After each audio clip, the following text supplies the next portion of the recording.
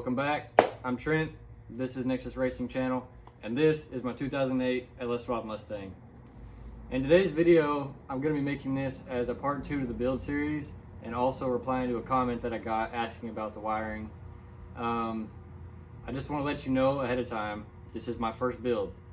Okay, I've done electrical things in vehicles before, but wiring up a whole car was a new thing for me. So there's a lot of things that aren't as clean as they could be, but I was learning as I went. So just keep that in mind. But without further ado, let's get into it. So starting off, I want to talk about what is still from the Mustang and how does it integrate with everything else from the LS with the Holley system and all that. So it really doesn't integrate. What's left from the Mustang connects at the battery, and beyond that, it's kind of on its own. Since this is really a broad topic, I think I'm going to start with kind of a general overview and then dive into each system individually. And to begin, I guess I'll start with how I bought the Mustang. It didn't have an engine or transmission, but it did have all the factory wiring. And the first thing I wanted to do was get all the lights, the horn, all the functions of the car working, and it turned out to be really easy. It involved nothing really. So this is the factory fuse box and roughly the factory location. I kind of tweaked it and moved it a little bit. The computer normally sits right here, but for the turbo setup that I was originally going with, that needed to move. So I tucked it down under there, which I'll show you in a minute, and cut off the bracket. As far as what I did with the engine harness and all that, the engine and transmission harness are gone. I just unplugged them from the computer. Everything else that plugs into the computer is still there. This wire here, I don't know what it went to, but it apparently is not necessary. So it's just hanging out there. If I go under here, you can see that's the computer mounted there. That one plug right there is all that's plugged into it. Everything works. I will say, if you're going to mount it right here, be careful, because you can see right there, it does want to rub. So I guess it depends on your wheel and tire setup also. But doing that did allow me to have all the factory functions inside the cab, all the switches and everything all work. And after that, I wanted to make everything that I was doing with the engine and the ECU work separately, so that if I had any issue, I knew it wasn't because of stuff intertwining. So that's what I did. So a lot of things could have probably been integrated into the Mustang wiring and worked more like factory, but this is my first build. I did not want to get into all that. So for the charging system, it comes off the alternator and it goes down and around, and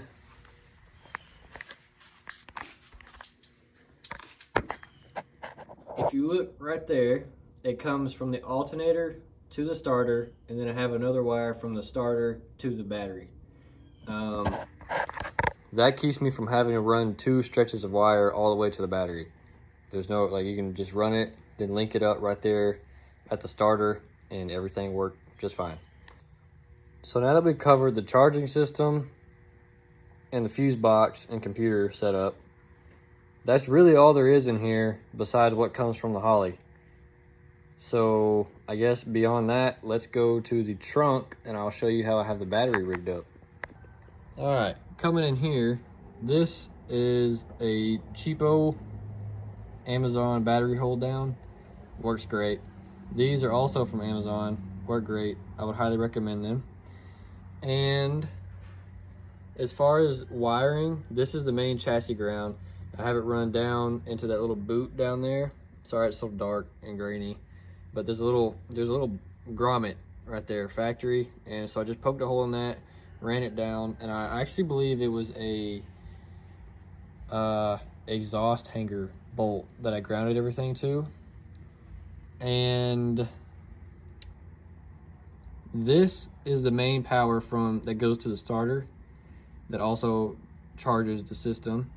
This is the hot for the relays, and this is a hot for the car. When I turn the key on, this gives power to the fuse box.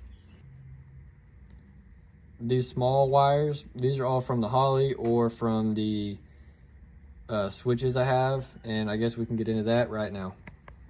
So for the Holley system, the signal wire for the fans is a ground. It's not a hot signal wire.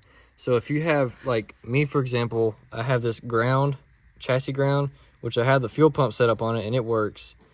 But I had the two fans set up that way also, to where they grounded out to the chassis, and then the signal, the hot that, you know, would signal the relay to kick on, was coming from the Holley, which was these white wires.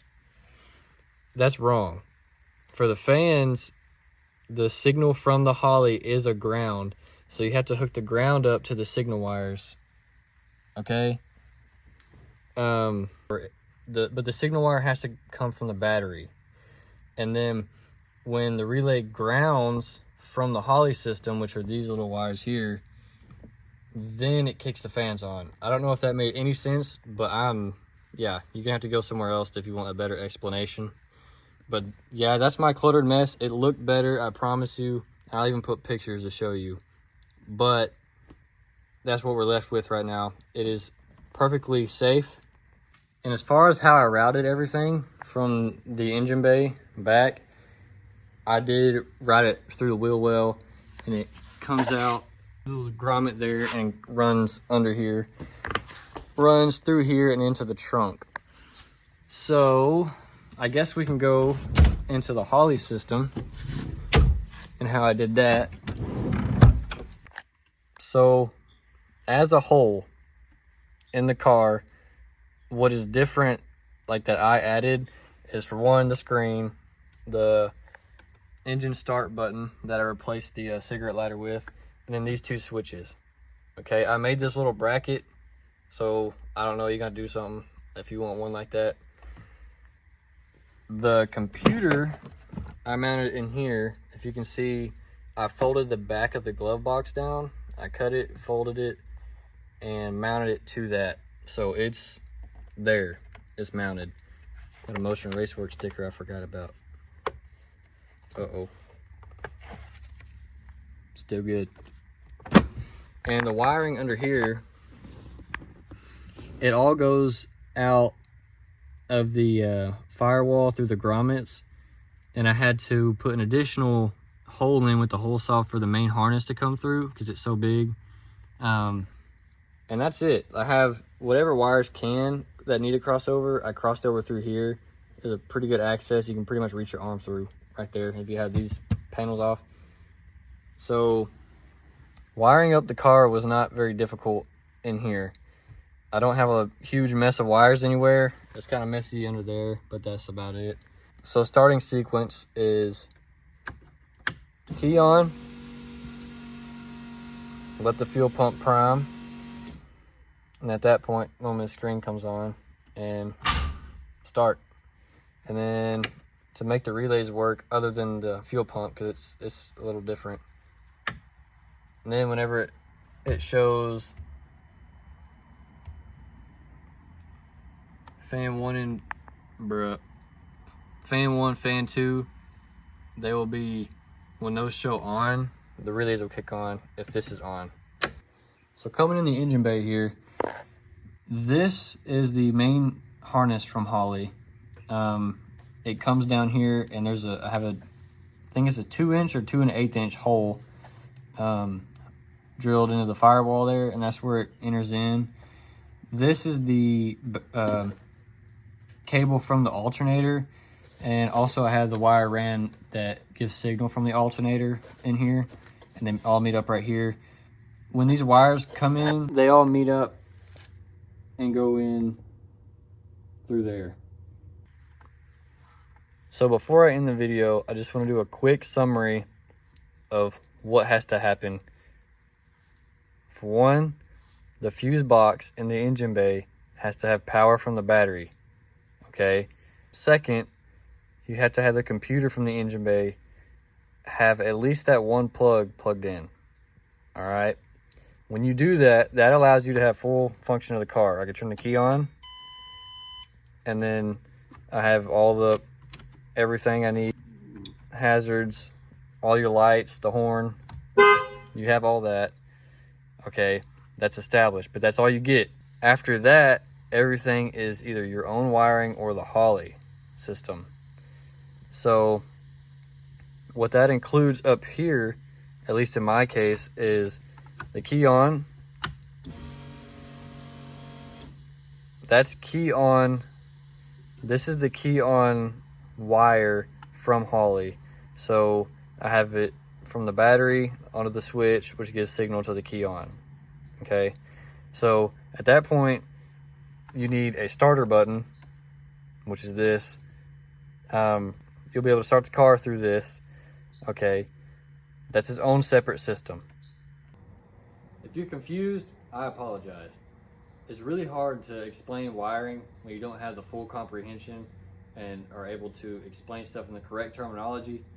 But I hope that understanding what I had to go through, like what the steps I took to get it where it is now, that will help you with your build. And if you have any individual questions about any part of that, if you'll let me know, I'll be able to explain that in better detail with either you directly or through another video. So with that, thanks for watching and stay tuned for more.